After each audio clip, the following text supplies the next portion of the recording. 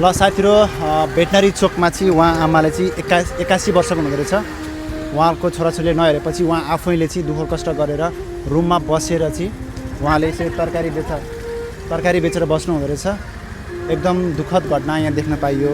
नरमाइलो लाग्यो साथीहरु। हेर्नुस् त, ओ माय गॉड, यस्तो समस्या छ।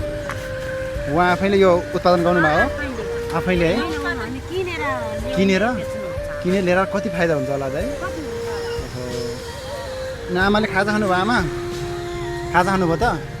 मैले तातो पानी कालो चिया खायो, एउटा बिस्कुट ल्याएको 10 रुपैयाँको, त्यही खाएको तातो पानी। खाजा खानुहुन्छ? खाने हो? के मनपर्छ तपाईँलाई?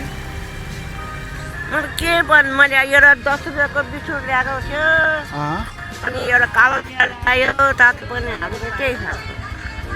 अब एकैचोटि घरमा गएर यसो बेल्दाखेरि अलिअलि खाने मात्रै हो। ल साथीहरु, उहाँ आमालाई हामीले सहयोग गरौँ है। म भोलि पनि आउँछु आमालाई भेट्नको लागि।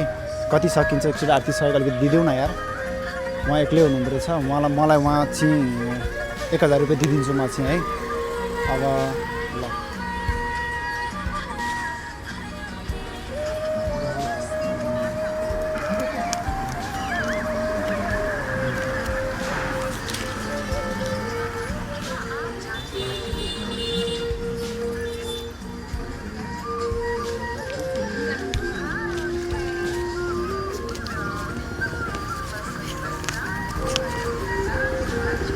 आमा लाउनु, तपाईँलाई सहयोग मेरो।